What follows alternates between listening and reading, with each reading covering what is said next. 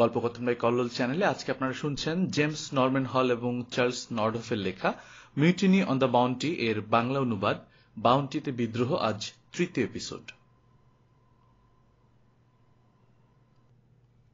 ডাঙায় পা রাখা মাত্র দলে দলে নারী পুরুষ ঘিরে ফেলল আমাকে। সংখ্যায় তারা এত বেশি, আমি ভয় পেয়ে গেলাম। ভয় ভাঙতে বেশিক্ষণ লাগল না অবশ্য। মানুষগুলো খুবই ভদ্র, রীতিমতো সুসভ্যই বলা চলে।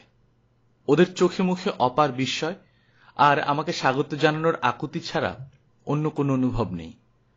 বাচ্চারা মায়েদের স্কার্টের প্রান্ত আঁকড়ে ধরে আছে, ওরাও অবাক বিস্ময়ে দেখছে আমাকে। আর ওদের মা বাবারা ঠেলাঠেলি করে এগিয়ে আসতে চাইছে আমার সাথে করমর্দন করার জন্য। হ্যাঁ, পরে জেনেছিলাম প্রিয় বা শ্রদ্ধেয় কাউকে স্বাগত জানানোর জন্য করমর্দনের রেওয়াজ চালু আছে তাহিতীয়দের ভেতরে। হঠাৎ গম্ভীর একটা গলা ভেসে এলো ওপাশ থেকে। জনতার দুপাশে সরে মাঝবয়সী দীর্ঘদেহী এক লোককে এগিয়ে আসার পথ করে দিল। সেই সাথে মৃদু একটা গুঞ্জন শোনা গেল, ও হিটি হিটি। মসৃণভাবে কামানো গাল লোকটার, বেশিরভাগ ইন্ডিয়ান পুরুষদের ভেতর যেটা দেখা যায় না। মাথায় ঝাঁকড়া চুল, জায়গায় জায়গায় ধূসর ছোপ লেগেছে। অদ্ভুত সুন্দর কারুকাজ করা আলখেল্লা তার পরনে। লম্বায় 6 ফুটের উপরে, দারুণ স্বাস্থ্য। সাধারণ তাহিতীয়দের চেয়ে ফর্সা গায়ের রং। মুখে সরল প্রাণখোলা একটু যেন কৌতুকপূর্ণ অভিব্যক্তি।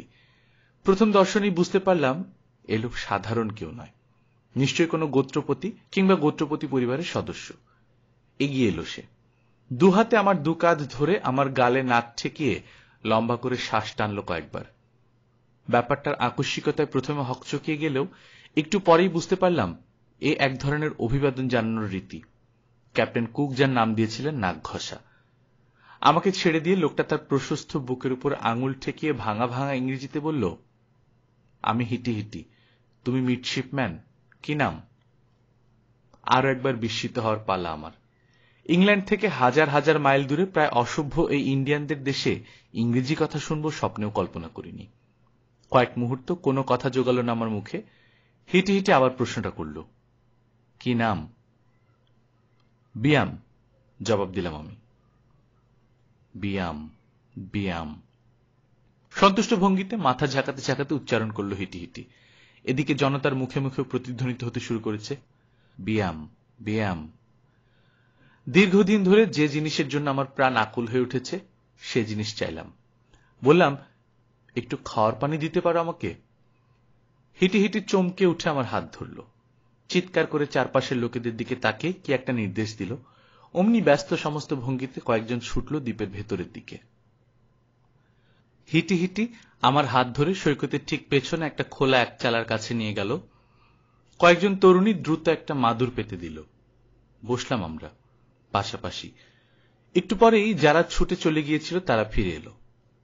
একজনের হাতে বড় সড়া একটা শুকনা লাউয়ের খোল, টলটলে পানি তাতে। আমার দিকে এগিয়ে দিল। এক নিঃশ্বাসে আমি খোলটার অর্ধেক খালি করে ফেললাম।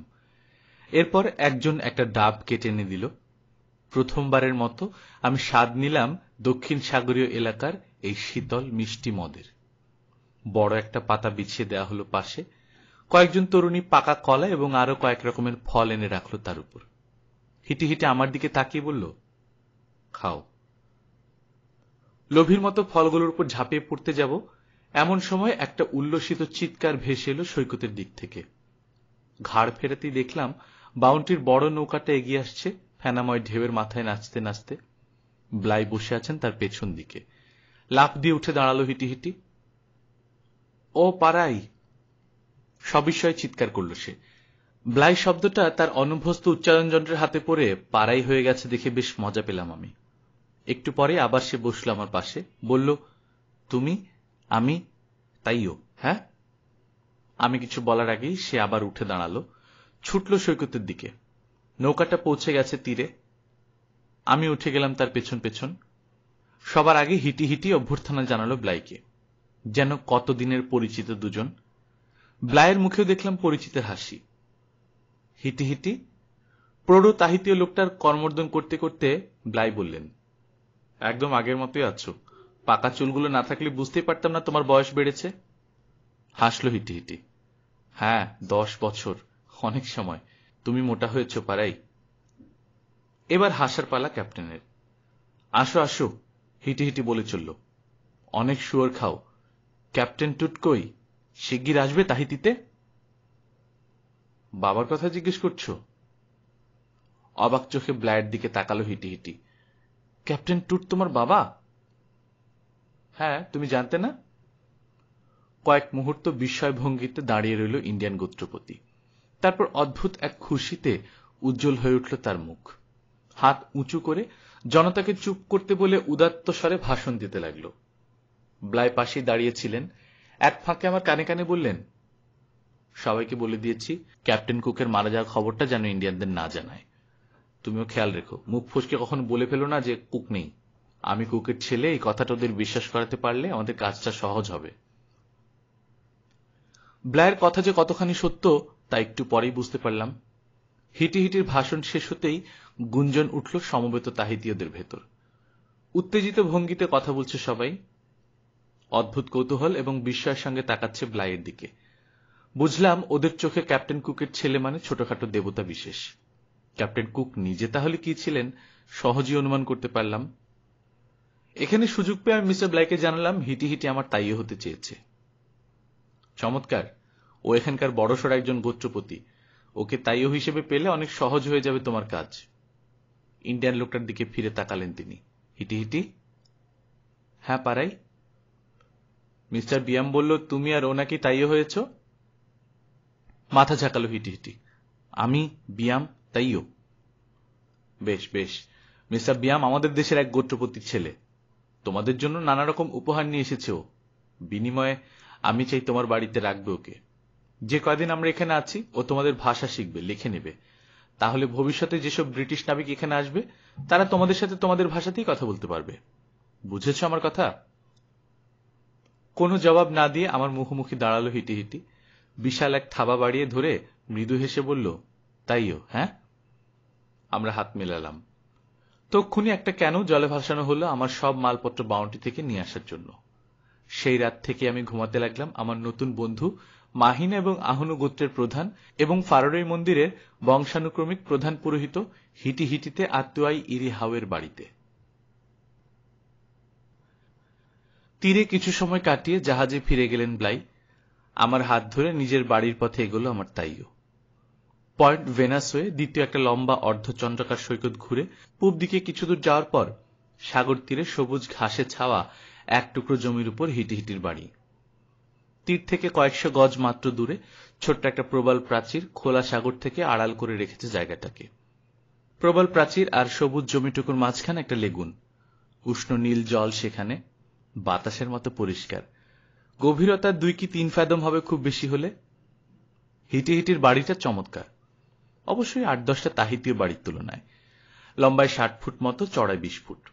বিরাট দোচালা, ঘাসের ছাউনি, প্রান্ত দুটো অর্ধবৃত্তাকারে ঘুরে যাওয়ায় ডিম্বাকৃতির চেহারা নিয়েছে ঘরটা। সামনে পরিষ্কার নিকোন উঠান। আমরা সেখানে গিয়ে দাঁড়াতেই এক দঙ্গল ছোট ছোট ছেলে মেয়ে ঘিরে ধরল আমার তাইওকে। আমার দিকে তাকিয়ে মৃদু হেসে হিটিহিটি বলল, আমার নাতি নাতনি। হিটিহিটির বয়স খুব বেশি হলে 50। এই বয়সে এতগুলো নাতি নাতনির দাদা বা নানা হতে পারা কম সৌভাগ্যের ব্যাপার নয়। কয়েকটা ছোট ছোট ছেলে মেয়ে পা বেয়ে উঠে গেল ওর কাঁধে। বাকিরা কৌতূহলী চোখে নিরীক্ষণ করছে আমার অদ্ভুত পোশাক আশাক। বাচ্চাদের হইচই শুনে ঘরের ভেতর থেকে বেরিয়ে এসেছে 25-26 বছরের সুন্দরী এক মেয়ে। দুধে আলতা গায়ের রং, অপূর্ব দেহ বল্লরী। সবচেয়ে আশ্চর্য যেটা, মেয়েটার চোখ দুটো নীল। কোনো অইউরোপীয় মেয়ের চোখ এরকম নীল হতে পারে আমার ধারণা ছিল না। পরে জেনেছিলাম মেয়েটা বিবাহিত এবং 2 সন্তানের জননী। হিটিহিটি আমার দিকে তাকিয়ে একটু হেসে মেয়েটার দিকে ফিরল। ও হিনা, পরিচয় করিয়ে দেওয়ার ভঙ্গিতে শুরু করল সে। তারপর একটানা বেশ কিছুক্ষণ কথা বলে গেল। তাইও শব্দটা উচ্চারণ করতে শুনলাম কয়েকবার। এছাড়া আর একটা কথা আমি বুঝলাম না। বাবার কথা শেষ হতেই হিনা এগিয়ে এসে আমার সাথে করমর্দন করল। আমার গালে নাক ঠেকিয়ে লম্বা করে শ্বাস টানল, হিটিহিটি যেমন করেছিল। তারপর আমাকে ছেড়ে দিয়ে এগিয়ে গেল রান্নাঘরের দিকে, খাবারের আয়োজন কতদূর তার খোঁজ খবর করতে। এই সময় বেরিয়ে এলো আরেকটি মেয়ে, হিনার চেয়েও সুন্দরী। বয়স 17 হবে। চেহারায় আচরণে গর্বিত ভঙ্গি। নাম মাইমিতি। হিটিহিটি আমার পরিচয় দিতেই হিনার মতো মাইমিতিও করমর্দন করে গালে নাক ঘষে আমাকে অভিবাদন জানালো। ইতিমধ্যে হিনা ফিরে এসেছে। মাইমিতির সাথে আমার পরিচয় পর্ব শেষ হতেই সে জানালো, খাবার তৈরি, এখন খেতে বসলেই হয়। মাথা ঝাঁকিয়ে আমার হাত ধরে খাওয়ার ঘরের দিকে এগোলো হিটিহিটি। প্রায় 100 গজ দূরে ঝোপঝোপ মতো হয়ে থাকা কতগুলো লোহা গাছের নিচে একটা খোলা এক চালায় হিটিহিটির খাওয়ার ঘর। পাশেই রান্নাঘর। কোনো মহিলা নেই সেখানে। হিটিহিটির রাঁধুনিরা সবাই পুরুষ। খাবার ঘরের আঙিনা পর্যন্ত আমাদের পৌঁছে দিয়ে ফিরে গেল হিনা আর মাইমিতি। পুরুষদের খাওয়ার ঘরে প্রবেশাধিকার নেই ওদের, এমনকি উপস্থিত থাকা পর্যন্ত নিষিদ্ধ। তাহিতির পুরুষেরা মেয়েদের সঙ্গ খুবই পছন্দ করে। সমাজে বিশেষ সম্মান আর মর্যাদা আছে মেয়েদের। স্বাধীনতাও পুরুষের প্রায় সমান। তবু ইন্ডিয়ানরা বিশ্বাস করে পুরুষেরা আকাশ থেকে অর্থাৎ স্বর্গ থেকে এসেছে, আর নারীর জন্ম পৃথিবীতে। পুরুষরা পবিত্র আর নারী নোয়া অর্থাৎ সাধারণ। গুরুত্বপূর্ণ দেবদেবীদের মন্দিরে ঢোকা দূরে থাক, পা রাখাও নারীদের জন্য নিষিদ্ধ। এই একই কারণে পুরুষদের সাথে একসঙ্গে বসে খাওয়াও নিষিদ্ধ করা হয়েছে নারীর জন্য। পুরুষের রান্নাটা পর্যন্ত করার অধিকার দেওয়া হয়নি নারীকে। এই একটি ব্যাপার ছাড়া আর অন্য কোনো ক্ষেত্রে নারী পুরুষে কোনো ভেদ নেই তাহিতীয় সমাজে। মুখোমুখি খেতে বসলাম আমি আর হিটিহিটি। পরিবেশনের দায়িত্বে আছে একাধিক ভৃত্য। শুরুতেই পানি ভর্তি দুটো নারিকেলের মালা নিয়ে এলো একজন। হাত এবং মুখ ধুয়ে নিল আমার তাইও। দেখা দেখি আমিও ধুলাম। এরপর শুরু হলো খাবার দেয়া।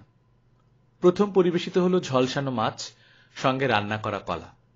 এরপর একে একে এলো শুয়োরের মাংস, নিরামিষ তরকারি, পুডিংয়ের মতো এক ধরনের খাবার। এছাড়াও দেয়া হলো চালের তৈরি এক ধরনের চাটনি আর ডাবের মিষ্টি স্বর। সত্যি চমৎকার রান্না হিটিহিটির রাঁধুনিদের। তাছাড়া গত কয়েকটা মাস বাউন্টিতে সত্যি কথা বলতে কি অর্ধা হারেই কাটিয়েছি। আমার ইংল্যান্ডের সম্মান বাঁচানোর জন্য কম করে খাবো ভেবেও 3 জনের সমান খেলাম আমি। কিন্তু আমার তাইও লজ্জায় ফেলে দিল আমাকে। প্রাণপণ চেষ্টায় আমি যখন খাওয়া শেষ করলাম, তখনও দেখি সে খেয়ে চলেছে। বিশাল এক এক টুকরা মাছ মাংস মুখে পুড়ছে আর চিবুচ্ছে। আমি যদি 3 জনের সমান খেয়ে থাকি, ও খেলো কমপক্ষে 7 জনের সমান। অবশেষে খাওয়া শেষ হলো তার। লম্বা করে একটা নিঃশ্বাস ফেলে হাত ধোয়ার পানি চাইল সে। খাওয়া শেষ, এবার ঘুম। উঠে দাঁড়াতে দাঁড়াতে বলল হিটিহিটি, কাছেই সৈকত, চওড়া একটা মাদুর পেতে দেওয়া হলো সেখানে, একটা পুরাও গাছের নিচে। পাশাপাশি শুয়ে পড়লাম আমরা দুজন দিবানিদ্রা দেওয়ার জন্য। তাহিতিদের রীতি এই, দুপুরে ভরপেট খাওয়ার পর দিবানিদ্রা না দিলে চলে না তাদের। আমার জীবনের একটা নতুন অধ্যায়ের সূচনা এইভাবে। আজ এত বছর পরেও যখন সেই দিনগুলোর স্মৃতি মনে পড়ে, অপূর্ব এক আনন্দে উদ্বেল হয়ে ওঠে আমি। পৃথিবীর কোনো চিন্তা কোনো ভাবনা সেসব আমার ছিল না। সমস্ত মন প্রাণ ঢেলে দিয়েছিলাম অভিধানের কাজে। হিটিহিটির বাড়ির পাশ দিয়ে বয়ে গেছে সেই ছোট্ট নদী পয়েন্ট ভেনাসে, যেটা সাগরে পড়েছে। রোজ ভোরে ঘুম থেকে উঠেই ওই নদীতে স্নান করে এসে ফলমূল দিয়ে হালকা নাস্তার পর কাজ শুরু করি। কাজ মানে হিটিহিটির সঙ্গে কথা বলা। বিভিন্ন শব্দ শুনে নিখুঁতভাবে লিখে নেওয়ার চেষ্টা করি উচ্চারণগুলো। কোনো শব্দ বুঝতে অসুবিধা হলে একাধিকবার উচ্চারণ করতে বলি, বোঝার চেষ্টা করি অর্থ। হিটিহিটি ছাড়াও এ কাজ আমাকে সাহায্য করছে ওর মেয়ে হিনা আর ভাইজি মাইমিতি। যতক্ষণ না মাছ ধরা ক্যানুগুলো সাগর থেকে ফিরে আসে, অর্থাৎ 11টা-12টা পর্যন্ত আমার কাজ চলে। এরপর রাঁধুনিরা রান্না চড়ায়, আরেকবার স্নান করে আসি আমি, এবার সাগর থেকে। এরপর হিটিহিটির সঙ্গে দুপুরের খাওয়া এবং দিবানিদ্রা। বিকেলে ঘুম থেকে উঠে হিটিহিটি বা তার পরিবারের অন্য কোনো সদস্যের সঙ্গে বেড়াতে বেরোই। কখনো সাগর পাড়ে, কখনো পাহাড়ে, কখনো বা ওদের কোনো আত্মীয় বা বন্ধুর বাসায় যাই। সন্ধ্যার পর একে একে জ্বলে উঠে ক্যান্ডেল নাটের প্রদীপ। বিরাট মাদুরে বসে গল্প করি হিটিহিটির পরিবারের সদস্যদের সাথে। যতক্ষণ না একে একে সবাই ঘুমিয়ে পড়ে, ততক্ষণ চলে গল্প। ওদের বাড়িতে প্রথম যেদিন পৌঁছলাম সেদিন বিকেলে দিবানিদ্রার পর ঘরে ফিরে আমার জাহাজি সিন্দুকটা খুললাম। পরিবারের প্রতিটি সদস্য ঘিরে দাঁড়িয়েছে আমাকে, অপার কৌতূহল আর বিস্ময় নিয়ে তাকিয়ে আছে। সিন্দুকটা যেন জাদুর বাক্স। রুদ্ধশ্বাসে অপেক্ষা করছে ওরা ভেতর থেকে কি বের হয় দেখার জন্য। একে একে বের করলাম রেতি, বড়শি, কাঁচি, ছোট ছুরি, মেয়েদের চুড়ি, হার, কানের দুল ইত্যাদি। হিটিহিটির পরিবারের প্রত্যেককে যার জন্য যেটা উপযোগী বুঝে কিছু না কিছু দিলাম। কি যে খুশি হলো ওরা, একেবারে বাচ্চা থেকে নিয়ে হিনা, মাইমিতি, এমনকি হিটিহিটি পর্যন্ত। ভাষায় প্রকাশ করতে পারবো না। কিছুদিন যেতে না যেতে অবশ্য বুঝেছিলাম হিটিহিটির মতো ইন্ডিয়ানের বন্ধুত্ব অর্জন করার জিনিস। এই জিনিস কেনা যায় না, সে যত মূল্যই দিতে চায় না কেন। ও, ওর মেয়ে আর ভাইঝি আন্তরিকভাবে পছন্দ করে আমাকে, নানানভাবে তার প্রমাণ পেয়েছি। আমি নিশ্চয়ই আমার কলম, কাগজ আর কালি নিয়ে এবং অসংখ্য প্রশ্ন নিয়ে একটা আপদ ওদের কাছে, কিন্তু কখনো বিরক্ত হতে দেখিনি একজনকেও। অসীম ধৈর্যের সাথে শোনে ওরা আমার প্রশ্ন, সাধ্যমতো উত্তর দিয়ে যায়। কখনো কখনো মায়ামিতি বা হিনা কপট হতাশার ভঙ্গিতে দুহাত ছড়িয়ে দিয়ে হাসতে হাসতে বলে, হয়েছে হয়েছে, এবার শেষ করো বিয়াম, আমার মাথায় আর কিছু আসছে না। বা হিটি ঘণ্টাখানেক একটানা আমার প্রশ্নের জবাব দেওয়ার পর বলে, এবার চলো ঘুমাই বিয়াম, একদিনে এত চিন্তা ভাবনা করলে তোমার সাথে আমার মাথাও বিগড়ে যাবে। কিন্তু পরদিন সকালে উঠে দেখি আবার ওরা আমাকে সাহায্য করার জন্য তৈরি। প্রতি রোববার আমি আমার অভিধানের পাণ্ডুলিপি বগলদাবা করে বাউন্টিতে গিয়ে উঠি। মিস্টার ব্লাইকে জানাই আমার কাজের অগ্রগতি। গভীর আগ্রহ নিয়ে আমার কথা শোনেন ব্লাই। পাণ্ডুলিপিটা উল্টে পাল্টে দেখেন, তারপর নিজের কাজ কদ্দূর এগিয়েছে সে সম্পর্কে বলেন দু চার কথা। হিটিহিটির বাড়ি থেকে প্রথম যে রবিবার বাউন্টিতে গেলাম, সেদিন জানতে পারলাম তীরে মিস্টার ব্লাইয়ের নির্দেশে বিরাট এক তাঁবু খাটানো হয়েছে। উদ্ভিদ বিজ্ঞানী নেলসন আর তার সহকারী ব্রাউন এখন সেখানেই থাকেন। রুটি ফলের চারা সংগ্রহ এবং পরিচর্যার জন্য 7 জন লোক দেয়া হয়েছে। আমার মতো নেলসনও 2-3 দিন পরপর জাহাজে গিয়ে ক্যাপ্টেনকে জানিয়ে আসেন অগ্রগতির খবর। রুটি ফলের চারার খোঁজে রোজ দ্বীপের এখানে ওখানে ঘুরতে হয় নেলসনকে। দ্বীপের সব গোত্রপতি তাদের প্রজাদের নির্দেশ দিয়ে রেখেছেন নেলসন যখন যা চাইবেন যেন তাকে দেয়া হয়। অদ্ভুত এক কৌশল খাটিয়ে ব্যাপারটা সম্ভব করেছেন ব্লাই। মাতা ভাইয়ের নোঙর ফেলার 2-3 দিন পর এক সকালে তাহিতির সব গোত্রপতিদের বাউন্টিতে নিমন্ত্রণ করেছিলেন তিনি। সবাইকে প্রচুর পরিমাণে উপহার, বেশিরভাগই আমি যেসব জিনিস হিটিহিটির পরিবারের সদস্যদের দিয়েছি সেই ধরনের দিয়ে ব্লাই বলেছিলেন এইসব উপহার তাদের জন্য শুভেচ্ছা নিদর্শন স্বরূপ পাঠিয়েছেন ইংল্যান্ডের রাজা জর্জ। এরপর তিনি সবিনয়ে জানিয়েছিলেন তার আসার কারণ। শুনে একসাথে লাফিয়ে উঠেছিল সব কজন গোত্রপতি। এত সহজে রাজা জর্জকে খুশি করা যাবে ভাবতেই পারেনি তারা। বলছিল, যে মূল্যবান উপহার আমাদের জন্য পাঠিয়েছেন রাজা জর্জ, তার বিনিময়ে যা চেয়েছেন সে অতি সামান্য। যত খুশি রুটি ফলের চারা তুমি নিতে পারো পারাই। সমাধান হয়ে গেল সমস্যার। নেলসন দ্বীপে ঘুরে ঘুরে চারা সংগ্রহ করে সাগর তীরের তাঁবুতে নিয়ে আসেন। সেখানে সেগুলোর পরিচর্যা চলে, ছোট ছোট মাটির পাত্রে লাগানো হয়। এখন কেবল সংগ্রহ চলছে। প্রয়োজনীয় সংখ্যক চারা জোগাড় হয়ে গেলে একসাথে সব নিয়ে যাওয়া হবে জাহাজে। আমাদের নাবিক যারা জাহাজে আছে তাদের সাথে আলাপ করে মনে হলো ক্যাপ্টেনের দুর্ব্যবহারের কথা ভুলে গেছে তারা। নিয়ম শৃঙ্খলার কড়াকড়ি অনেকটা শিথিল করা হয়েছে। অবসর সময়ে যে কেউ ইচ্ছে করলেই দ্বীপে যেতে পারে। একমাত্র সার্জন ওল্ড ব্যাকাস ছাড়া আর সবাই স্থানীয়দের ভেতর থেকে একজন করে তাইও বেছে নিয়েছে। ব্যাকাস তাইও নেননি, কারণ তার ধারণা ইন্ডিয়ানদের সাথে বন্ধুত্ব করার চেয়ে কেবিনে বসে মদ খাওয়া ভালো। প্রায় প্রতিদিনই তাইওদের বাড়িতে খাওয়া দাওয়া করতে যায় নাবিকেরা। তাইওরা প্রাণ খুলে খাওয়া হয়। ছোটখাটো তুচ্ছ কিছু উপহারের বিনিময়ে এই সেবা সত্যি দুর্লভ। দেখতে দেখতে 15 দিন কেটে গেল হিটিহিটির বাড়িতে। তারপর এক সকালে অবাক হয়ে দেখলাম আমার জাহাজি বন্ধুদের কয়েকজন এসেছে আমার সাথে দেখা করতে। হিনা, মাইমিতি, হিনার স্বামী টুয়াটাও আর আমি দাঁড়িয়েছিলাম সৈকতে। দূরে নোঙর করে আছে বাউন্টি। একটু আগে একটা জোড়া ক্যানুই চেপে বাউন্টিতে গেছে আমার তাইও। দুপুরে ক্যাপ্টেন ব্লাইয়ের সাথে খাওয়ার দাওয়াত তার। আমরা এসেছিলাম হিটিহিটিকে ক্যানুই তুলে দিতে। বেশ কিছুক্ষণ আগে বাউন্টির গায়ে ভিড়েছে ক্যানুটা। খাওয়া দাওয়ার পর ফিরে আসবে হিটিহিটিকে নিয়ে। কিছুক্ষণ সাগর পাড়ে কাটিয়ে বাড়ির পথ ধরব, এমন সময় হিনা আমার দৃষ্টি আকর্ষণ করে বলল, বিয়াম দেখো। হিনার ইশারা অনুসরণ করে তাকালাম আমি। একটু যেন চমকালাম। তীরের দিকে এগিয়ে আসছে জোড়া ক্যানুটা। কি ব্যাপার? ব্লাইয়ের সঙ্গে ঝগড়া হলো নাকি হিটিহিটির? তাছাড়া আর তো কোনো কারণ দেখছি না ওর ফিরে আসার।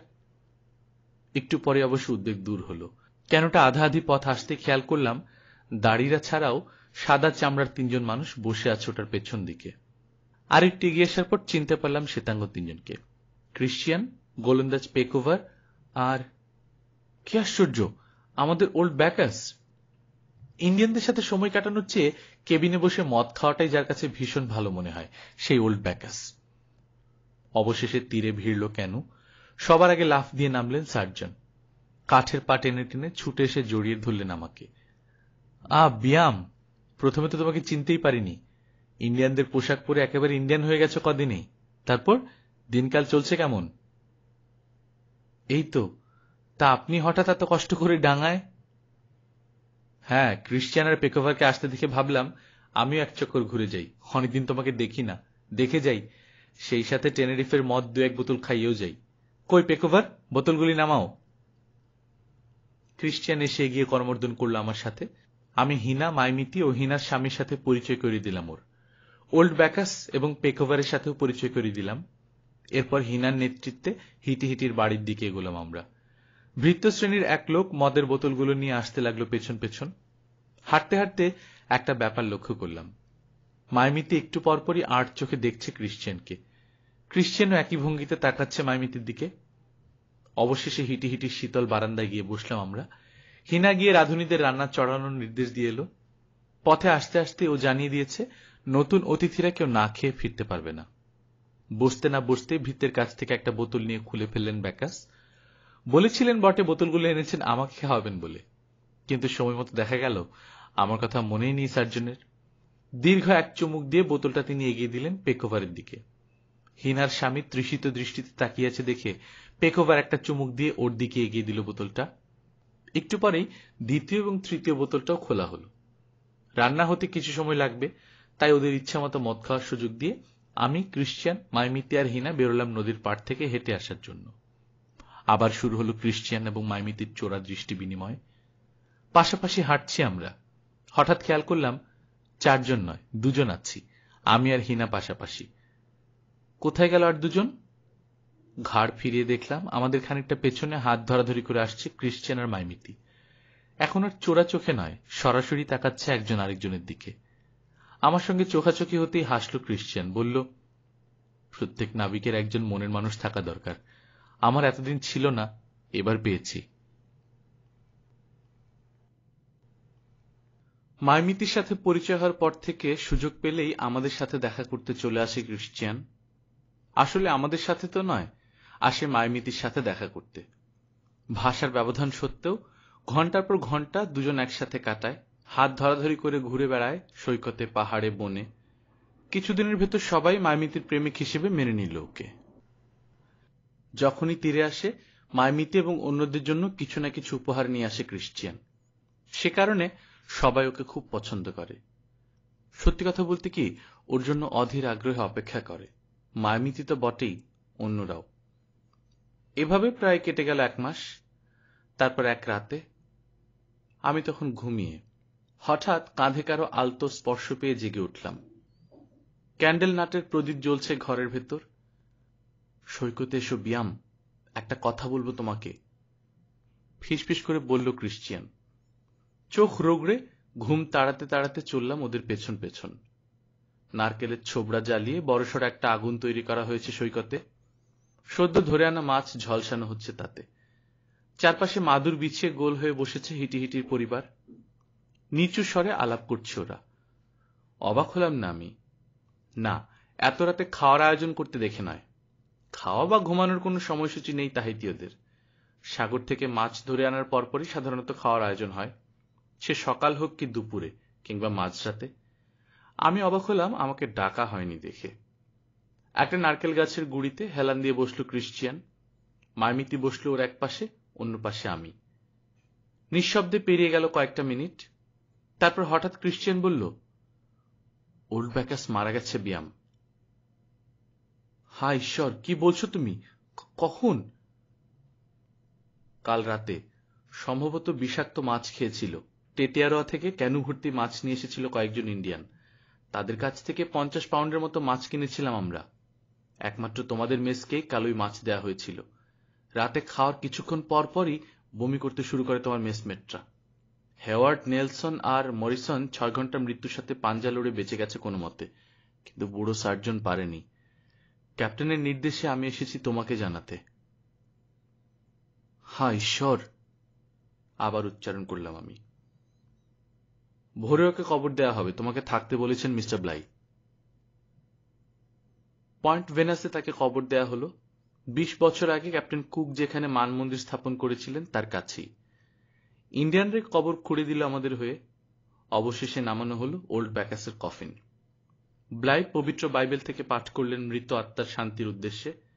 এরপর মুঠো মুঠো মাটি ছড়িয়ে দিলাম আমরা কফিনের উপর।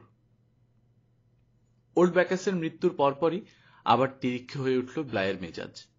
নিয়ম শৃঙ্খলা যেটুকু শিথিল করা হয়েছিল তা আবার কড়াকড়ি করা হলো। শুধু এই নয়, এমন সব ঘটনা বাউন্টিতে ঘটতে শুরু করলো যে শেষ পর্যন্ত আমি বিশ্বাস করতে বাধ্য হলাম আবার অসন্তোষের বিষ জমতে শুরু করেছে নাবিকদের মনে। কিছু ঘটনা সাপ্তাহিক অগ্রগতির খবর জানাতে গিয়ে আমি নিজের চোখে ঘটতে দেখেছি, আর কিছু শুনেছি হিটি আর ক্রিশ্চিয়ানের মুখে। আগেই বলেছি, জাহাজের প্রতিটি লোকেরই ইন্ডিয়ান বন্ধু আছে। তারা প্রায়ই তাদের তাইয়দের কাছে নানান রকমের উপহার, বিশেষ করে খাবার দাবার পাঠায়। এই উপহার নিয়েই সূত্রপাত গোলযোগের। একদিন হঠাৎ ব্লাই ঘোষণা করে দিলেন, ইন্ডিয়ানদের কাছ থেকে উপহার হিসেবে যাই আসবে, সে খাবারই হোক বা অন্য জিনিস, গণ্য হবে জাহাজের সম্পত্তি হিসেবে। ক্যাপ্টেনের কাছে জমা দিতে হবে সব। ব্যাপারটা মেনে নেওয়া সহজ নয় নাবিকদের পক্ষে। তাদের বন্ধুরা যে জিনিস পাঠাবে কেন তা তারা জাহাজকে মানে ব্লাইকে দিতে যাবে? কারো মনে সংশয় রইল না ওসব জিনিস স্রেফ মেরে দেবে ব্লাই। একদিনের কথা আমার মনে আছে। অভিধানের অগ্রগতি দেখানোর জন্য গিয়েছি জাহাজে, কিন্তু ব্লাই তখন জাহাজে নেই। রুটি ফলের চারা সংগ্রহের তদারকি করতে গেছেন ডাঙায়। অপেক্ষা করতে লাগলাম। হঠাৎ দেখি ছোট্ট একটা ক্যানুই চেপে জাহাজের দিকে আসছে টম এলিসন, আমাদের সবচেয়ে কম বয়সী খালাসি। ক্যানুই ও ছাড়াও রয়েছে আরেক ইন্ডিয়ান, ওর তাইও। ক্যানুটা বাউন্টির গায়ে ভিড়তেই টম উঠে এলো ডেকে। ইন্ডিয়ানটা এবার এগিয়ে দিতে লাগলো তার উপহার, ভি নামের এক ধরনের ইন্ডিয়ান আপেল। তিমির দাঁতের হাতলওয়ালা একটা হাত পাখা আর কাপড়ের ছোট একটা পোটলা। জিনিসগুলো একে একে নিয়ে ডেকের উপর নামিয়ে রাখল এলিসন। ইয়াং হেলেট নামের এক মিডশিপম্যান আছে আমাদের জাহাজে, ভীষণ কুট স্বভাবের ছেলে। এই হেলেটের উপর তখন দায়িত্ব ডেক পাহারা দেয়ার। এলিসন জাহাজে উঠতেই সে এগিয়ে গেল। অনুমতির তোয়াক্কা না করে একটা আপেল তুলে নিয়ে খেতে খেতে বলল, ক্যাপ্টেনের নির্দেশ মনে আছে তো? এগুলো আমার কাছে দিয়ে দাও, আমি পৌঁছে দেব। মুখটা কালো হয়ে গেল এলিসনের। ও কোনো মতে বলল, জি স্যার। আর এই পাখাটা? এলিসনের হাত থেকে ওটা নিতে নিতে হ্যালেট বলল, দেবে আমাকে? না স্যার, ওটা একটা মেয়ে আমাকে উপহার দিয়েছে। ও, তা ওটা কি দেখি? টাপা কাপড়ের পুটলা। ঝুঁকে পোটলাটা তুলে নিল হ্যালেট। টিপে টিপে দেখল কিছুক্ষণ। ক্রুর একটা হাসি ফুটল তার মুখে। বলল, মনে হচ্ছে বাচ্চা শুয়োর। মিস্টার স্যামুয়েলকে ডাকবো? রক্ত ঝলকে উঠল এলিসনের মুখে। ওকে জবাব দেওয়ার সুযোগ দিল না হ্যালেট। বলল, এসো একটা চুক্তি করি। পাখাটা আমাকে দিয়ে দাও, শুয়োর সম্পর্কে আমি কাউকে কিছু বলবো না। একটা কথা না বলে পোটলাটা ছো মেরে তুলে নিয়ে ধূপধাপ পা ফেলে ফোকাসেলের দিকে চলে গেল এলিসন। পাখাটা রয়ে গেল হ্যালেটের কাছে। ভয়ঙ্কর ক্রোধে গর্জে উঠতে যাব আমি, এই সময় দেখি ক্যারেনি স্যামুয়েল আসছে। হ্যালেট ওকে থামিয়ে বলল, মিস্টার স্যামুয়েল, খানিকটা কচি শুয়োরের মাংস পেতে চান? ফোকাসলে চলে যান। আমার সন্দেহ এলিসনের কাছে ইন্ডিয়ান কাপড়ে মোড়া একটা বাচ্চা শুয়োর আছে। মাথা ঝাঁকিয়ে চলে গেল স্যামুয়েল ফোকাসলের দিকে। আমি দাঁড়িয়েছিলাম মাস্তুলের আড়ালে। লাফ দিয়ে বেরিয়ে এলাম এবার। বদমাশের বাচ্চা! একটু যেন চমকালো হ্যালেট। চিচি করে বলল, আমার উপর তুমি গোয়েন্দাগিরি করছিলে? করতাম না যদি না জানতাম কেমন বদ লোক তুমি। বলে আর দাঁড়ালাম না, চলে গেলাম অন্যদিকে। একটু পরে ক্যাপ্টেন এলেন। আমার পুঁথিপত্র নিয়ে আমি তৈরি হলাম তার সাথে সাক্ষাতের জন্য। আধ ঘন্টা পর ব্লাইয়ের কামরা থেকে বেরিয়ে ডেকে এসে দেখি গ্যাংওয়ের কাছে দাঁড়িয়ে আছে ক্রিশ্চিয়ান। সদ্য আসা একটা ক্যানু থেকে মাইমিতির পাঠানো বিপুল পরিমাণ খাবার এবং অন্যান্য জিনিস জাহাজে তুলছে। এখানে জানিয়ে রাখা ভালো, পৈতৃক সূত্রে মাইমিতি বিরাট ভূসম্পত্তির মালিক। ওর পক্ষে এত উপহার পাঠানো অস্বাভাবিক বা অসুবিধাজনক কিছু নয়। ও পাঠিয়েছে মোটাসোটা একজোড়া শুয়োর, বড় এক কাঁদি কলা, প্রচুর পরিমাণে টারো এবং অন্যান্য শাকসবজি। এছাড়াও সুন্দর কয়েকটা পাটি, ইন্ডিয়ান আলখাল্লা আর একজোড়া চমৎকার মুক্তো। ব্লাই কেবিন থেকে বেরিয়ে গ্যাংওয়ের দিকে আসতে খেয়াল করলেন শোর দুটো। তক্ষুনি স্যামুয়েলকে ডেকে ওগুলো জাহাজের ভান্ডারে নিয়ে যাওয়ার নির্দেশ দিলেন। মিস্টার ব্লাই, প্রতিবাদের ভঙ্গিতে বলে উঠল ক্রিশ্চিয়ান, ও দুটো আমি আমার নিজের মেসের জন্য রাখতে চেয়েছিলাম। না, দৃঢ় কণ্ঠে বললেন ব্লাই। তারপর পাটি, আলখাল্লা এবং অন্যান্য জিনিসগুলো দেখে আবার কেরানিকে বললেন, এগুলো নিয়ে যাও স্যামুয়েল, অন্য কোনো দ্বীপে এগুলোর বদলে দরকারি জিনিস পাওয়া যেতে পারে। না স্যার, প্রতিবাদ করল ক্রিশ্চিয়ান, এগুলো ইংল্যান্ডে আমার বাড়ির লোকের জন্য দেয়া হয়েছে। জবাব দেওয়ার বদলে ঘুরে হাঁটতে শুরু করলেন ব্লাই। এই সময় মাইমিতির ভৃত্য টাপা কাপড়ে মোড়া ছোট্ট একটা পুটলি ক্রিশ্চিয়ানের হাতে দিতে দিতে ইন্ডিয়ান ভাষায় বলল, মুক্ত, আমার মনিব ইংল্যান্ডে আপনার মায়ের জন্য দিয়েছেন। সঙ্গে সঙ্গে থেমে ঘুরে দাঁড়ালো ক্যাপ্টেন। কি বলল? মুক্ত? দেখি, আমাকে দেখাও।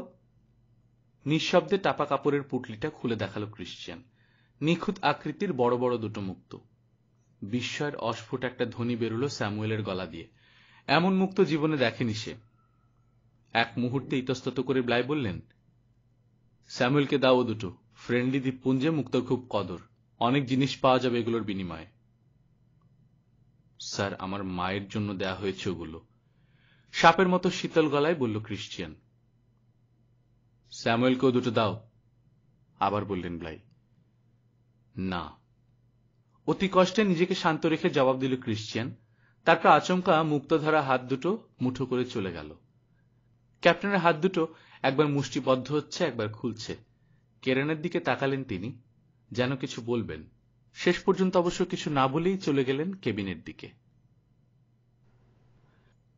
প্রাচুর্যের ভেতর থেকেও মেপে মেপে খাবার দেয়া হচ্ছে নাবিকদের। স্থানীয় বন্ধুরা উপহার হিসেবে যা দিচ্ছে তা কেড়ে নেওয়া হচ্ছে। তীর থেকে যখন জাহাজে আসছে, প্রত্যেকের সাথে এমন ব্যবহার করা হচ্ছে যেন ওরা সবাই চোরাচালানি। এই পরিবেশে নাবিকদের মনের অবস্থা কেমন হতে পারে সহজেই অনুমেয়। জানুয়ারির মাঝামাঝি একদিন জাহাজে গিয়ে দেখি কোয়ার্টার ডেকে অস্থিরভাবে পায়চারি করছেন ক্রুদ্ধ ক্যাপ্টেন। আমাকে দেখে থেমে দাঁড়ালেন তিনি। আজ তোমার পাণ্ডুলিপি ঘাটাঘাটি করতে পারবো না বিয়াম। মুসপ্রাট আর মিলোয়ার্ডকে নিয়ে চার্চিল ভেগেছে। অকৃতজ্ঞ বদমাশের দল। একবার ধরে নি, তারপর দেখো কেমন করে শায়েস্তা করি। খুব একটা বিস্মিত হলাম না। এমন কিছু যে ঘটবে তা যেন আমার জানাই ছিল। ছোট কাটারটা নিয়ে গেছে বদমাশগুলো। 8টা বন্দুক আর কিছু গুলি বারুদের খোঁজ পাচ্ছি না।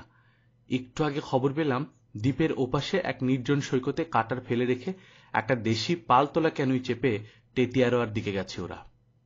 থেমে এক মুহূর্ত কি যেন ভাবলেন ব্লাই। তারপর আচমকা জিজ্ঞেস করলেন, তোমার তাইওর একটা বড় ক্যানু আছে না? হ্যাঁ স্যার। তাহলে তোমাকেই দেব ওই বদমাশগুলোকে ধরে আনার ভার। হিটিহিটির কাছে ধার চাও ক্যানুটা, কয়েকজন লোকও চাও। আজই রওনা হয়ে যাও টেতিয়ারোয়ার দিকে। চেষ্টা করবে যেন শক্তি প্রয়োগ ছাড়াই ধরে আনতে পারো। যদি দেখো টেতিয়ারোয়ারে নেই, তাহলে বাতাস অনুকূল থাকলে কালই ফিরে আসবে। ক্যাপ্টেনের কাছ থেকে ছাড়া পেয়ে নিচে নামলাম আমি। স্টুয়ার্ট আর টিঙ্কলারকে দেখলাম বাড়তে। খবরটা শুনেছ নিশ্চয়ই? জিজ্ঞেস করল স্টুয়ার্ট। হ্যাঁ, ক্যাপ্টেনের মুখেই শুনলাম। মজার কথা কি জানো, ওদের ধরে আনার দায়িত্ব চেপেছে আমার ঘাড়ে। বেচারা, জিভ দিয়ে চুকচুক শব্দ করল স্টুয়ার্ট। আচ্ছা, কাটার নিয়ে পালালো কি করে? আমি জিজ্ঞেস করলাম।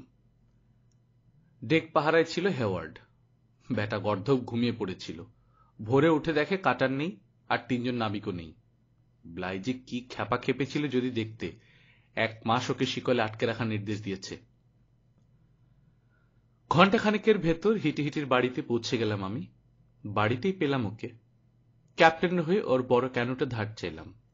কয়েকজন লোকও চাইলাম ক্যানু চালানোর জন্য। কি কারণে, কোথায় যাব বললাম। তক্ষুনি 12 জন লোক সহ ক্যানুটা দিতে রাজি হয়ে গেল হিটিহিটি, এবং জানালো ও নিজেও যাবে আমার সাথে। আপত্তি করার কোনো কারণ দেখলাম না। হিটিহিটির মতো একজন গোত্রপতি সঙ্গে থাকলে সম্পূর্ণ অজানা অচেনা টেতিয়ারোয়ায় বিশেষ খাতির যে পাবো তাতে সন্দেহ নেই। দুপুর 2টো নাগাদ আমরা রওনা হয়ে গেলাম। তাহিতির মাইল 30 উত্তরে 5টা নিচু প্রবাল দ্বীপের সমষ্টি টেতিয়ারোয়া। এই অঞ্চলের গোত্রপতিদের অবকাশ যাপন কেন্দ্র। দ্বীপগুলোকে বেষ্টন করে আছে নিচু একটা প্রবাল প্রাচীর, অর্থাৎ চমৎকার একটা লেগুনের মাঝখানে দ্বীপ 5টার অবস্থান। লেগুনের ভেতর স্বচ্ছ টলটলে সাগর, শান্ত। এই ছোট্ট দ্বীপপুঞ্জের মালিক তাহিতির সবচেয়ে বড় গোত্রপতি টেইনা। টেইনা তো বটেই, তাহিতি এবং আশেপাশের দ্বীপগুলোর অন্যান্য গোত্রপতিরা বছরে 1 বা 2 মাস কাটিয়ে যায় এখানে।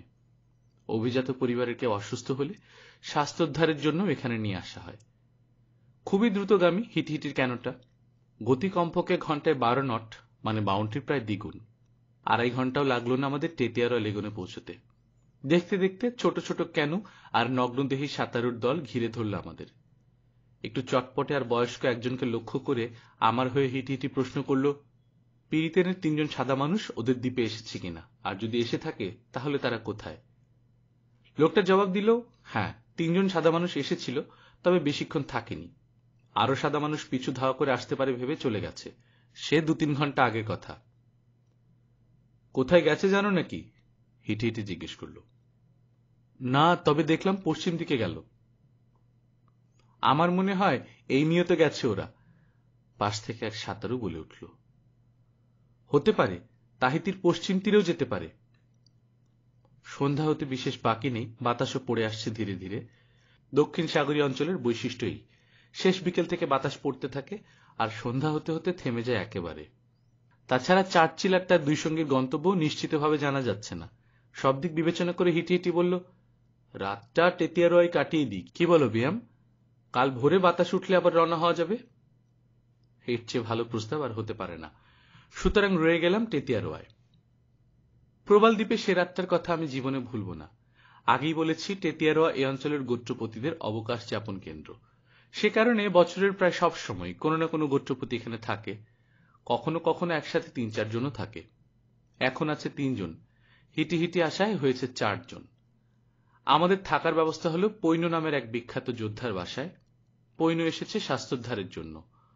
অত্যধিক আভা, এক ধরনের স্থানীয় মদ পান করে মরতে বসেছিল বেচারা। মাদুরের উপর শুয়ে থাকতে দেখলাম ওকে।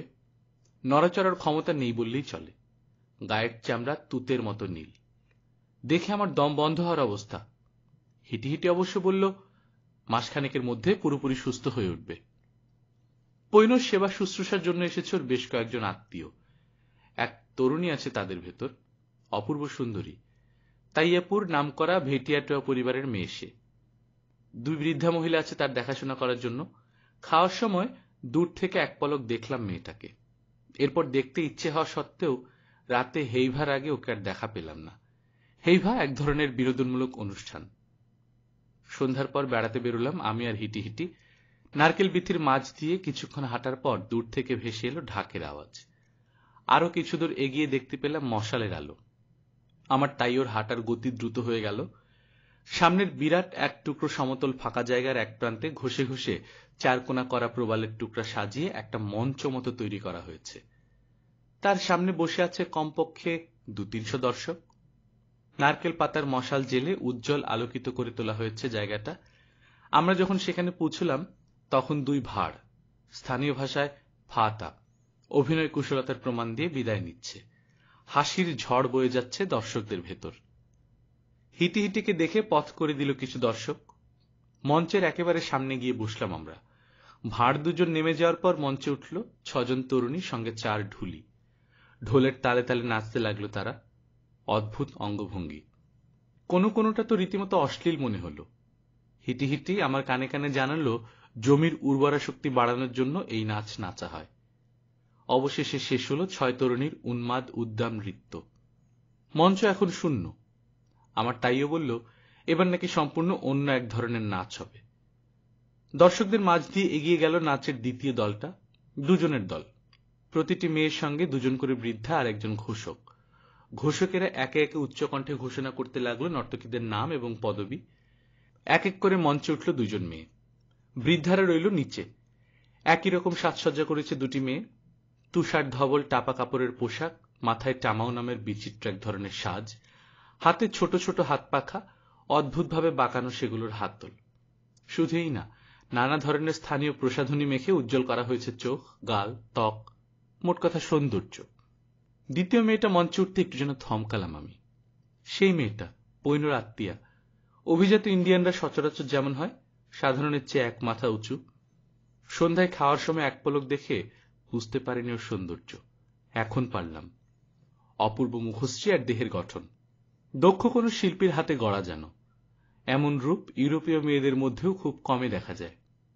ঘোষক যতক্ষণ তার দীর্ঘ নাম এবং আরো দীর্ঘ পদবীর তালিকা ঘোষণা করল, ততক্ষণ সে নতমুখে গর্বিত অথচ বিনীত ভঙ্গিতে দাঁড়িয়ে রইল আমাদের মুখোমুখি। এত লম্বা নাম আর পদবীর কিছুই আমি বুঝতে পারবো না অনুমান করে হিটি হিটি একটু ঝুঁকে নিচু কণ্ঠে ওর ডাক নামটা জানালো আমাকে, তেহানি, অর্থাৎ সুপ্রিয়। মনে মনে বললাম, যোগ্য নামই বটে। দুজনের নাচ বুড়া। দুই ঘোষক মঞ্চ থেকে নেমে যেতেই নাচ শুরু করলো তেহানি আর অন্য মেয়েটা। ধীর লয়ে বাজছে ঢাক আর স্থানীয় এক ধরনের বাঁশি, তার সঙ্গে তাল মিলিয়ে দুলছে দুই তরুণী। কি অপূর্ব ভঙ্গিমা, বাহু সঞ্চালন, বঙ্কিম গ্রীবার নড়াচড়া, মুগ্ধ হয়ে দেখলাম আমি। তেহানি আর তার সঙ্গিনী নেমে যাওয়ার পর মঞ্চে এলো দুই ভাঁড়। আবার হাসির হররা উঠল দর্শকদের ভেতর। ইতিমধ্যেই তৈরি হতে লাগলো বুড়া নাচের পরবর্তী জোড়া। কিন্তু আমার মন আর তখন অনুষ্ঠানের দিকে নেই, বাসায় ফেরার জন্য ব্যস্ত।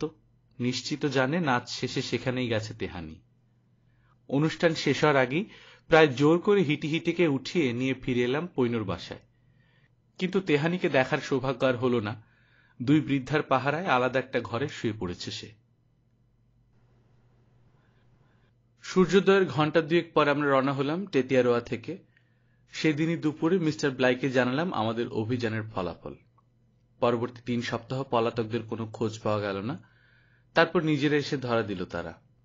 আমি ব্যর্থ হয়ে ফিরে আসার পর সব ইন্ডিয়ান গোত্রপতিকে ডেকে ব্লাই অনুরোধ করেছিলেন তারা যদি পলাতক 3 বদমাশকে ধরে দেওয়ার ব্যাপারে সাহায্য করে তিনি খুব খুশি হবেন। ইংল্যান্ডে রাজা জর্জও খুশি হবেন। রাজা জর্জ খুশি হবেন শুনে সাহায্য করতে রাজি হয়েছিল গোত্রপতিরা, এবং সবাই যার যার প্রজাদের নির্দেশ দিয়েছিল 3 পলাতককে দেখা মাত্র যেন ধরে নিয়ে আসে। ফলে চার্চিল, মুসপ্রেট আর মিলওয়ার্ড কোথাও একদিনের বেশি নিশ্চিন্তে থাকতে পারেনি। ইন্ডিয়ানরা ওদের খবর পাওয়া মাত্র দলে দলে গিয়ে ধাওয়া করে আর ওরা পালায়। এভাবে সপ্তাহ 3 কাটানোর পর আত্মসমর্পণ না করে পারেনি ওরা। 3 জনকেই চাপকানো হলো, চার্চিলকে 2 ডজন আর মুসপ্রেট ও মিলওয়ার্ডকে 4 ডজন করে। মার্চের শেষ দিকে আমি আর আমার সতীর্থ নাবিকেরা মোটামুটি আন্দাজ করতে পারলাম বাউন্টির যাত্রা করার সময় কাছে এসেছে। 1000-এরও বেশি রুটি ফলের চারা জোগাড় হয়েছে, সেগুলো জাহাজে তোলাও হয়ে গেছে। এখন বাউন্টির পেছন দিককার বড় কেবিনটায় ঢুকলে মনে হয় কোনো বোটানিক্যাল গার্ডেনে এসে পড়েছি। যাত্রার অন্যান্য আয়োজন প্রায় সম্পন্ন। প্রচুর শুয়োরের মাংস নুন দিয়ে নেওয়া হয়েছে। এছাড়াও নেওয়া হয়েছে বিপুল পরিমাণ ইয়াম, এক ধরনের আলু। একমাত্র ব্লাই জানেন কখন আমরা পাল তুলে দেব। তবে এটুকু স্পষ্ট, রওনা হওয়ার দিন আর বেশি দূরে নয়। স্বীকার করতে দ্বিধা নেই, তাহিতি ছেড়ে যাওয়ার ব্যাপারে মনের ভেতর খুব একটা তাড়া অনুভব করছি না আমি। হিটি হিটি আর ওর পরিবারের সাথে একাত্ম হয়ে গেছে এই কমাসে। ওরা আমার আত্মীয় হয়ে উঠেছে যেন। দেশে যদি মা না থাকতো আর বলা হতো বাকি জীবন আমাকে এই আধা সভ্য আধা অসভ্যদের দেশে কাটাতে হবে, খুশি মনে আমি মেনে নিতাম প্রস্তাবটা। এখন আমি স্থানীয় ভাষায় মোটামুটি আলাপ চালাতে পারি, যদিও জানি এই মোটামুটিটাকে পুরোপুরিতে পরিণত করতে হলে বহু বছরের সাধনার প্রয়োজন। কিন্তু সেই সাধনার সময় আমি পাবো না, অন্তত এখন নয়। ইংল্যান্ডে গিয়ে স্যার জোসেফ ব্যাংকসকে জানাতে হবে আমার কাজের ফলাফল। তারপর স্যার জোসেফ চাইলে আবার আমি আসব। যদি জানতাম আগামী 6 মাস বা 1 বছরের ভেতর ইংল্যান্ড থেকে আরেকটা জাহাজ তাহিতিতে আসবে, তাহলে হয়তো কাজ শেষ করার জন্য আমাকে রেখে যাওয়ার অনুরোধ করতাম মিস্টার ব্লাইকে। কিন্তু জাহাজ তাহিতিতে আসবেই এই মুহূর্তে এমন নিশ্চয়তা দেওয়ার কেউ নেই হাতের কাছে। সুতরাং মনে মনে প্রস্তুত হলাম কাজ অসম্পূর্ণ রেখেই তাহিতি ছেড়ে যাওয়ার জন্য। ক্রিশ্চিয়ানের অবস্থা আমার মতো, তাহিতি ছেড়ে যেতে ইচ্ছে করছে না ওর। মাইমিতির সঙ্গে সম্পর্কটা এমন পর্যায়ে পৌঁছেছে এখন বিচ্ছেদ দুজনের জন্যই খুব কষ্টদায়ক হবে। একই অবস্থা মিডশিপম্যান স্টুয়ার্ট ইয়াং আর খালাসি আলেকজান্ডার স্মিথেরও। টাউরা নামে এক মেয়ের সাথে ঘনিষ্ঠ সম্পর্ক গড়ে উঠেছে ইয়াংয়ের। স্টুয়ার্ট ভালোবেসেছে এক গোত্রপতির মেয়েকে। মেয়েটাকে ও পেগি বলে ডাকে। স্মিথের ঘনিষ্ঠতা হয়েছে চঞ্চল একটা মেয়ের সঙ্গে। চঞ্চল এক মেয়ের সাথে, তার নাম পারাহা ইটি। এই 3 জনের জন্য তাহিতি ছেড়ে যাওয়ার অর্থ কিছু হারানো। আমার ব্যাপারটা অবশ্য অন্যরকম। জাগতিক কিছু আমি হারাবো না ঠিক, কিন্তু যা হারাবো তার মূল্য অনুভূতির বিচারে কম নয়। সহজ সরল এই মানুষদের সুন্দর এই দেশটাকে সত্যি ভালোবেসে ফেলেছি আমি। আরো ভালোবেসেছি হিটি হিটির মতো সহৃদয় বন্ধুকে। বাউন্টি রওনা হওয়ার দিন 2 আগে ইয়াং, স্টুয়ার্ট আর স্মিথকে নিয়ে ক্রিশ্চিয়ান এলো আমার কাছে। ওদের দেখেই বুঝলাম কিছু একটা খবর আছে। ক্রিশ্চিয়ান ইতিমধ্যেই ইন্ডিয়ানদের রীতিনীতি সম্পর্কে মোটামুটি জ্ঞান অর্জন করেছে। ও জানে গুরুত্বপূর্ণ কোনো খবর হুট করে জানানো পছন্দ করে না ওরা। আগে কিছু হালকা কথাবার্তা বলে নিতে হয়। তাই সে তক্ষুনি খবরটা ভাঙল না আমার কাছে। মাইমিতি গভীর আবেগে স্বাগত জানালো প্রেমিককে। বৃদ্ধ হিটিহিটি উঠানের ধারে চালার নিচে গিয়ে মাদুর পেতে বসতে দিল অতিথিদের। ভৃত্যরা ডাব কেটে এনে দিল। স্টুয়ার্ট, ইয়াং আর স্মিথের বান্ধবীরাও এসে গেছে বন্ধুদের খবর পেয়ে। খেতে খেতে আলাপ করতে লাগলাম আমরা। কিছুক্ষণ পর ক্রিশ্চিয়ান মুখ তুলে তাকালো আমার দিকে। তোমার জন্য খবর আছে বিয়াম। পরশু মানে শনিবার আমরা রওনা হব। ব্লাই তোমাকে শুক্রবার রাতের ভেতর জাহাজে চলে যেতে বলেছে। কথাগুলো বুঝতে পারল মাইমিতি। ভার মুখে চাইল আমার দিকে, তারপর প্রেমিকের একটা হাত তুলে নিয়ে শক্ত করে ধরে রইল। আমার একদম ইচ্ছে করছে না যেতে, ভালোই ছিলাম এখানে, আবার বলল ক্রিশ্চিয়ান। আমারও, পেগির দিকে এক পলক তাকিয়ে স্টুয়ার্ট বলল। আমি বাবা তোমাদের মতো ছিচকাদুনে নই। আমি চলে গেলে নিশ্চয়ই শোকে পাথর হয়ে যাবে না টাউরোয়া? কয়েকদিন খারাপ লাগবে, তারপর আস্তে আস্তে সব স্বাভাবিক হয়ে আসবে। হয়তো এখানকার কোনো সুপুরুষ ছেলের সাথে শিগগিরই বন্ধুত্ব পাতিয়ে ফেলবে আমাকে ভোলার জন্য, মন্তব্য করল ইয়াং। পাশেই বসেছিল মেয়েটা। ভয়ানকভাবে মাথা নেড়ে সে বোঝাতে লাগলো, না, সে ওরকম করবেই না। ক্রিশ্চিয়ান হাসল। আমার মনে হয় ইয়াং ঠিকই বলেছে। মানুষের কোনো দুঃখই চিরস্থায়ী নয়। দুঃখ শোক থাকে, তবু মানুষ এগিয়ে যায়। মানুষের ধর্মই এই, বলল ক্রিশ্চিয়ান। সন্ধ্যা সামান্য আগে ওরা ফিরে গেল জাহাজে। পরদিন সন্ধ্যায় আমিও বিদায় নিলাম হিটিহিটি ও তার পরিবারের কাছ থেকে। স্বীকার করতে লজ্জা নেই, চোখ দুটো আমার ভিজে উঠেছিল তখন, এই ভেবে যে এই সুন্দর মানুষগুলোকে হয়তো আর কখনো দেখব না। বাউন্টিতে ফিরে দেখি ইন্ডিয়ানে গিজ গিজ করছে জাহাজ। ডাব, নারকেল, কলা, শুয়োর, ছাগল এসবে বোঝাই ডে। তাহিতির মহাগোত্রপতি টেইনা আর তার স্ত্রী ইটিয়াকেও দেখলাম। ক্যাপ্টেনের অতিথি হয়ে সে রাতটা ওরা থাকলো আমাদের জাহাজে। ভোরে সূর্যোদয়ের সঙ্গে সঙ্গে ওদের লঞ্চে করে পৌঁছে দিয়ে আসা হলো তীরে। তারপর আমরা নোঙর তুলে পাল উড়িয়ে দিলাম। বাউন্টি এগিয়ে চলল খোলা সাগরের দিকে।